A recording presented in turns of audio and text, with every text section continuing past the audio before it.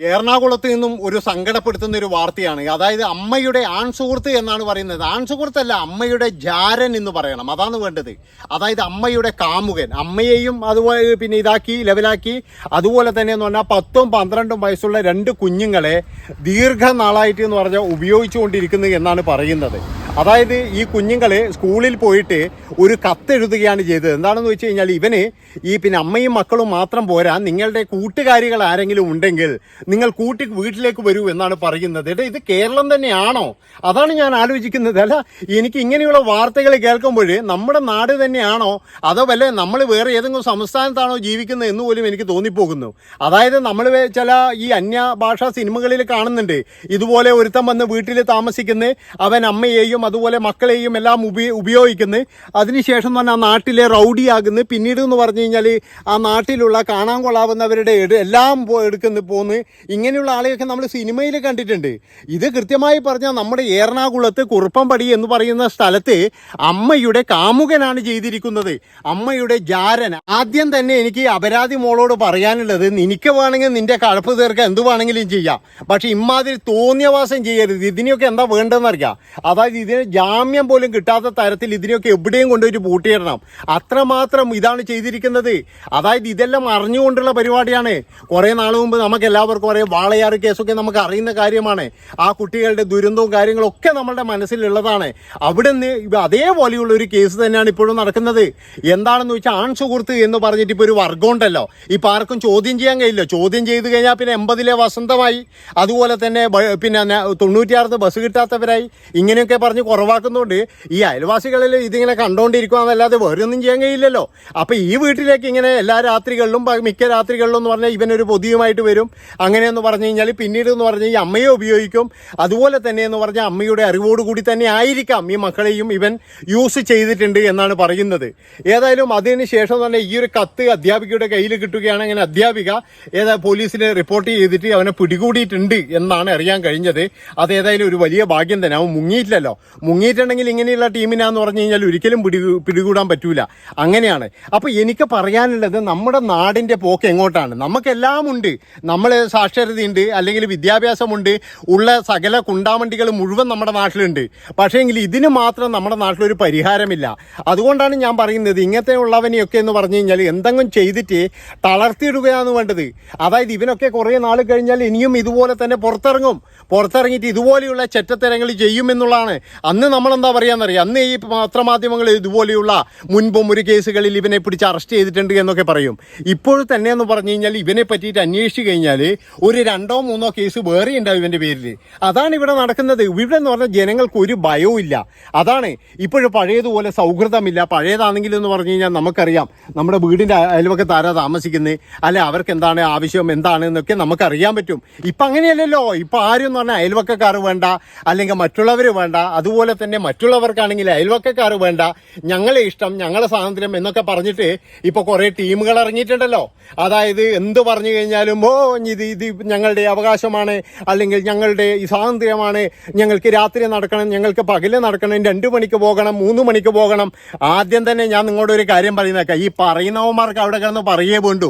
ഈ മാറണം, നവോത്ഥാനം, മറ്റേതൊക്കെ പറഞ്ഞിട്ട് ഇതൊക്കെ ഇവിടെ നാട്ടിൽ വരുമ്പോൾ അനുഭവിക്കുന്നത് ഇതുപോലെയുള്ള സാധാരണക്കാരാണ്, ഇതുപോലെയുള്ള കുഞ്ഞുങ്ങളാണ്. അതായത് എന്തെങ്കിലും ചോദ്യം ചെയ്ത് കഴിഞ്ഞാൽ സദാചാര പോലീസ് എന്നൊക്കെ പറഞ്ഞിട്ട് വരും. പക്ഷേ നിങ്ങൾക്ക് ആലോചിച്ച് നോക്കണം, അതായത് അവിടെ എന്ന് പറഞ്ഞാൽ ഒരാൾ പോലും ചോദ്യം ചോദിക്കാനില്ലാത്തത് കൊണ്ടാണ് ഇവൻ ഇത്രയും തെണ്ടിത്തരം അവിടെ കാണിച്ചിട്ടും ഈ കുട്ടികൾക്ക് ഒരാളോട് പോലും പറയാൻ കഴിയാതെ ഈ കുട്ടികളോട് പറയുകയാണ് അവൻ, ഇനിയും നിങ്ങളുടെ പിന്നെ ക്ലാസ്സിൽ ഇതുപോലെയുള്ള കുട്ടികളുണ്ടെങ്കിൽ നിങ്ങൾ കൂട്ടിയിട്ട് വരൂ, എനിക്കൊന്ന് പരിചയപ്പെടാലോ എന്ന് ഈ നാറി പറയണമെങ്കിൽ അവൻ്റെ അവസ്ഥ നിങ്ങളൊന്ന് ആലോചിച്ച് നോക്കണം. അവൻ എത്രമാത്രം വലിയ ക്രിമിനലാണെന്ന് നിങ്ങളൊന്ന് ആലോചിച്ച് നോക്കണം. അപ്പം ഇങ്ങനെയുള്ള ഒരുത്തൻ ആ ഒരു വീട്ടിൽ കിടന്നിട്ട് ഇതുപോലെ പെരങ്ങുമ്പോൾ ഒരാൾ പോലും അറിഞ്ഞിട്ടില്ല എന്നുള്ളതാണ്. അപ്പോൾ ഇതിൻ്റെ ബന്ധുക്കളോ ആൾക്കാരോ എല്ലാവർക്കും അറിയായിരിക്കാം, പക്ഷെ ആർക്ക് ചോദ്യം ചെയ്യാൻ കഴിയില്ലല്ലോ. ഞാൻ പറഞ്ഞല്ലോ നിങ്ങളോട്, ഒരാൾക്ക് പോലും ഇപ്പം മിണ്ടാൻ പറ്റൂലല്ലോ. എന്ത് കണ്ടു കഴിഞ്ഞാലും മിണ്ടാൻ പറ്റൂലല്ലോ. നമ്മളെല്ലാം എന്ന് പറഞ്ഞിങ്ങനെ നോക്കിയിട്ട് പോവുക, അത്ര മാത്രമേ ഉള്ളൂ. പിന്നെ ഇതുപോലെ ദുരന്തം നടക്കുമ്പോഴാണ് എല്ലാവരുടെയും കണ്ണ് തുറക്കുന്നത്. അതാണ് ഏറ്റവും വലിയൊരു ദിവസം. അപ്പോഴേക്കെന്ന് പറഞ്ഞാൽ നിരപരാധികളായ ഒന്നും അറിയാത്ത 10 പിഞ്ചു കുഞ്ഞുങ്ങളെയാണ് ഇവനൊക്കെ ഉപയോഗിക്കുന്നത്. അതുകൊണ്ടാണ് ഞാൻ പറയുന്നത്, ഇങ്ങനെയുള്ള തോന്നിയവാസികൾ എവിടെയെങ്കിലും വരുന്നുണ്ടെങ്കിൽ അവിടെ ചോദ്യം ചെയ്യണം അവനെയൊക്കെ. അതായത് പിന്നെ ഈ അമ്മയും മക്കളും മാത്രം താമസിക്കുന്നിടക്ക ഈ ജാരന്മാരുടെ കേന്ദ്രമായിരിക്കുമല്ലോ. ഈ ജാരന്മാർ വരുന്നുണ്ടെങ്കിൽ അതായത് ഇവനൊക്കെ എന്ന് പറഞ്ഞു കഴിഞ്ഞാൽ ഇത് കണ്ടിട്ട് തന്നെ ആയിരിക്കാം ആഴ്ചക്ക് ഒരിക്കലേ വരാറ്, ആഴ്ചക്ക് 1-2 ദിവസമാണ് ഇവൻ വരുന്നത് എന്നാണ് പറയുന്നത്. ആ വരുന്ന ദിവസം ഈ കുഞ്ഞുങ്ങൾക്ക് ഭയമാണ് പോലും. ആലോചിച്ച് നോക്കണേ, എവിടെ പോകും? അതായത് വേറെ ആരുമില്ല, എന്ത് ചെയ്യണമെന്നറിയാതെ ഈ പിന്നെ 2 മക്കള് അമ്മയോട് പറയാൻ കഴിയില്ല. അമ്മ അറിഞ്ഞുകൊണ്ടായിരിക്കുമല്ലോ. അമ്മക്ക് എന്ന് പറഞ്ഞാൽ പൈസ കിട്ടിയാൽ പോരെ, പൈസയും കിട്ടുന്നുണ്ടാവും, നല്ല ഇതും കിട്ടുന്നുണ്ടാവും, ഒക്കെ കിട്ടുന്നുണ്ടാവും. അപ്പം ഇതുപോലെയുള്ള അപരാധികൾ നമ്മുടെ നാട്ടിൽ ഒരുപാടുണ്ട്, ഒത്തിരി എണ്ണമുണ്ട് ഇതുപോലെ. ഞാൻ പറഞ്ഞല്ലോ, ഇപ്പൊ സോഷ്യൽ മീഡിയ വന്നതിന് ശേഷം എന്ന് പറഞ്ഞു കഴിഞ്ഞാൽ നമ്മുടെ നാട് പോകുന്നത് പുറകോട്ടാണ്. ഇതിപ്പോഴും എന്ന് പറഞ്ഞു കഴിഞ്ഞാൽ ആ ഒരു ടീച്ചർ അറിഞ്ഞത് കൊണ്ട് മാത്രമാണ് ഇത് പുറലോകത്തെത്തിയത്. ഇല്ലെങ്കിൽ എന്ന് പറഞ്ഞാൽ ഇതിപ്പോൾ കുറേ നാളായി തുടങ്ങിയിട്ട്. അതായത് ഏകദേശം എന്ന് പറഞ്ഞാൽ 1-2 വർഷമായിട്ട് നിരന്തരമായിട്ട് ഈ 2 പിഞ്ചു കുഞ്ഞുങ്ങളെ പീഡിപ്പിക്കപ്പെട്ടുകൊണ്ടിരിക്കുകയാണ്. പക്ഷെ ഇത് ഒരാളും അറിയില്ല. ഇതെങ്ങനെ അറിയിക്കണം, ഇത് ആരോട് പറയണം എന്ന് ഈ കുഞ്ഞുങ്ങൾക്കും അറിയില്ല. അവർ പിന്നീട് എന്ന് പറഞ്ഞു കഴിഞ്ഞാൽ ഇവന്റെ ശല്യം സഹിക്കാൻ വയ്യാതെ, അതായത് ഇവന് ക്ലാസ്സിൽ കിടക്കുന്ന കുട്ടികളെയും കൂടി വേണം. നിങ്ങൾ ആലോചിക്കണം, ഇവൻ ചില്ലറക്കാരനല്ല. അതായത് ഇവന് ഒരു പെൺകുട്ടിയെ മാത്രം പോരാ, ഇവൻ ആ ക്ലാസ്സിലുള്ള മുഴുവൻ പെൺകുട്ടികളെയും നിങ്ങൾ ഇങ്ങോട്ട് കൂട്ടിക്കൊണ്ടുവരണം എന്നുള്ള ഒരു വാക്കാണ് പറഞ്ഞിരിക്കുന്നത്. അത് എന്നിട്ട് എഴുതി കൊടുത്തതാണ്. ഇതുപോലെ ഒരാൾ ആവശ്യപ്പെടുന്നുണ്ട്, നിങ്ങൾക്ക് ആർക്കെങ്കിലും വരാൻ താല്പര്യമുണ്ടോ എന്ന് കുട്ടികൾ. അത് ആലോചിച്ചു. ഈ അമ്മ എന്ന് പറയുന്നത്, ഞാൻ അവനെ പറയില്ല, ആ നശൂലത്തിനെ ഞാൻ ഒന്നും പറയില്ല, ആ ചെയ്തവനാ. ഈ തള്ളിയുണ്ടല്ലോ, അതായത് ഈ തള്ള, ഇതിനെ ഈ അപരാധി മോളെയാണ് ശരിക്കും പറഞ്ഞു കഴിഞ്ഞാൽ വലിച്ചു പൂട്ടിയേണ്ടതാണെന്ന്. ഒരു കാരണവശാലും ഈ കുട്ടികളെ ഇനി ഈ അപരാധിയുടെ കൂടെ പറഞ്ഞേക്കാൻ പാടില്ല. ഇവളെനി എന്ന് പറഞ്ഞ് ജയിലിൽ കിടന്ന് നരകിക്കണമായിരുന്നു. കാരണം ഇവള് പുഴുത്ത പട്ടിക്ക് സമമാണ് ഇവള്. അതാണ് നമ്മൾ പറയേണ്ടതായിരുന്നു. കാരണം ഇവളറിയാതെ ആ വീട്ടിലൊന്നും നടക്കൂല. ഇവളെല്ലാ കാര്യങ്ങളും ഇവൾക്കറിയാം. ഇവൾക്ക് വേണ്ടതെന്ന് പറഞ്ഞു കഴിഞ്ഞാൽ ചിലപ്പോൾ പൈസയും അതുപോലെ തന്നെ വലിയ മൊബൈലും പിന്നെന്ന് പറഞ്ഞു കഴിഞ്ഞാൽ വീട്ടിലേക്കുള്ള ചെലവിൻ്റെ സാധനങ്ങളും ഇത് മാത്രമായിരിക്കും. ജോലി ചെയ്യാൻ കഴിയില്ലല്ലോ, അതായത് ജോലി വേണ്ടല്ലോ. കാരണം ഈ സോഷ്യൽ മീഡിയ കാമുകന്മാരില്ലേ ഒരുപാടെണ്ണം, എന്താ വേണ്ടതെന്ന് വിചാരിച്ചിട്ട് കൊടുക്കാനില്ലേ. അപ്പം ഇങ്ങനെയാണ് നമ്മുടെ നാട്ടിൽ ഇതൊക്കെ ഈ കുറച്ച് നമ്മളൊക്കെ അറിയുന്നത്. ഇനി അറിയാതെ എത്രയുണ്ട് എന്നറിയോ? അറിയാത്ത കാര്യങ്ങൾ ഒത്തിരിയുണ്ട്. അതായത് നമ്മളൊന്നും പുറലോകത്ത് കാണാത്ത പല കാര്യങ്ങളും നമ്മുടെ നാട്ടിൽ നടക്കുന്നുണ്ട്. പക്ഷെ ഇതെല്ലാം അന്വേഷിക്കണം എന്നാണ് എനിക്ക് പറയാനുള്ളത്. ഇതുപോലെയുള്ള ജാരന്മാർ പല സ്ഥലങ്ങളിലും വരുന്നുണ്ടാകും. അവർക്കൊക്കെ ഒരു പേര് കൊടുത്തിരിക്കുക. ഇപ്പം ആൺ സുഹൃത്ത് എന്നേ പറഞ്ഞുകൂടും. ഇപ്പം വേറെ ജാരെന്നൊന്നും പറഞ്ഞുകൂടാ. ഈ അതുപോലെ കാമുകന്മാർ എന്നൊന്നും പറഞ്ഞുകൂടാ. ഞാൻ എന്തെങ്കിലും പറഞ്ഞിട്ടുണ്ടെങ്കിൽ മാപ്പ് കേട്ടാ. ഇപ്പൊ പറയുന്നത് എന്താ വെച്ചാൽ സുഹൃത്താന്നാർന്ന്. ഇതുപോലെയുള്ള നശൂലങ്ങൾ ഇനിയും നമ്മുടെ നാട്ടിലുണ്ട്. നമ്മുടെ നാട്ടിൽ നോക്കിക്കഴിഞ്ഞാൽ ഓരോ ആൾക്കാർ നോക്കിക്കഴിഞ്ഞാൽ മനസ്സിലാകും. അത് ഈ ജാരൻ മറ്റേവൻ എന്നൊക്കെ പറഞ്ഞിട്ട് വരുന്നത് ഇവരൊക്കെ ലക്ഷ്യം എന്ന് പറഞ്ഞു കഴിഞ്ഞാൽ ആ വീട്ടിലുള്ള കുഞ്ഞുങ്ങൾ തന്നെയാണ്. ഇതൊക്കെ എന്നാൽ ഒരു പരിധി വരെ എന്ന് പറഞ്ഞാൽ മാതാവ് തന്നെയാണ് ഇതിനൊക്കെ കാരണം. അവരാണല്ലോ ക്ഷണിച്ചു വരുത്തുന്നത്, അവരാണല്ലോ ഈ പിന്നെന്താ പറയണ്ടത് ഇതിന് പട്ടുമെത്ത വിരിച്ചു കൊടുക്കുന്നത്.